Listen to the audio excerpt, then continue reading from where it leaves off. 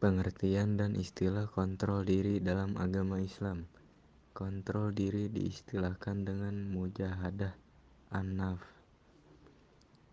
Kontrol diri sama dengan pengendalian menghadapi hawa nafsu, emosi, dan hal lain yang nantinya berdampak buruk. Mujahadah an-nafs berasal dari kata mujahadah yang artinya bersungguh-sungguh, serta an-nafs berarti diri sendiri.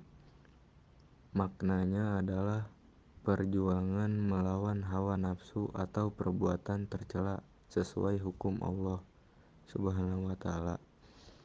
Kontrol diri bukan hal yang mudah, apalagi manusia punya kecenderungan tertarik pada hal negatif dan bujukan negatif. Hal ini tercantum dalam Al-Quran surat Al-Mujadalah. Jenis-jenis kontrol diri. Menurut Block and Block ada 3 jenis kontrol diri, yaitu A. Over control, yaitu kontrol yang berlebihan dan menyebabkan seorang banyak mengontrol dan menahan diri untuk bereaksi terhadap suatu stimulus. B. Under control, yaitu kecenderungan untuk melepaskan impuls yang bebas tanpa perhitungan yang masak selam. C.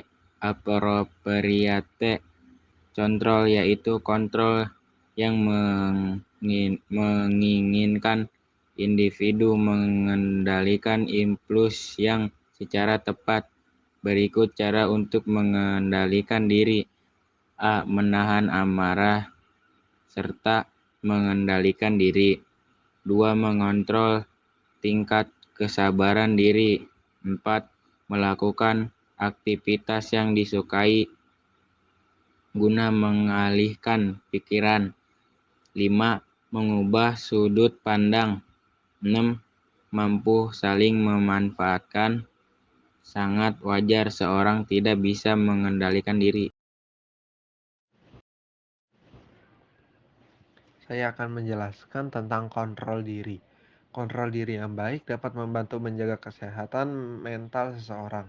Melalui pengendalian diri, seseorang akan terus berusaha untuk berpikir positif yang memiliki manfaat tidak hanya untuk hidup yang tenang, tapi juga untuk kesehatan mental dan fisik.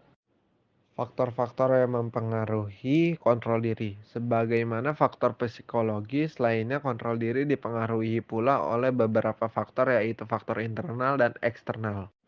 Satu, faktor internal. Faktor internal yang mempengaruhi kontrol diri adalah faktor usia dan kematangan. Semakin bertambah usia seseorang, maka akan semakin baik kontrol dirinya. Individu yang secara psikologis juga akan mampu mengontrol perilaku karena telah mampu mempertimbangkan mana hal yang baik dan tidak baik baginya. 2. Faktor eksternal.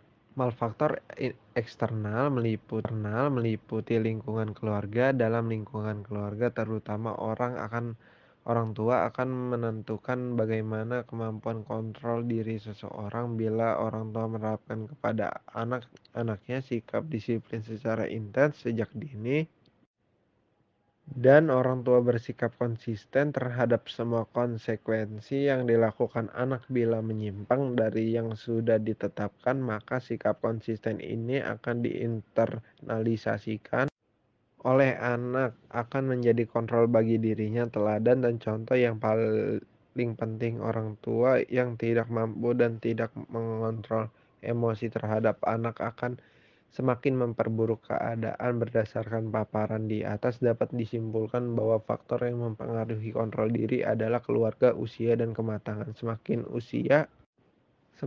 usia bertambah, maka kemampuan untuk mengontrol diri semakin baik.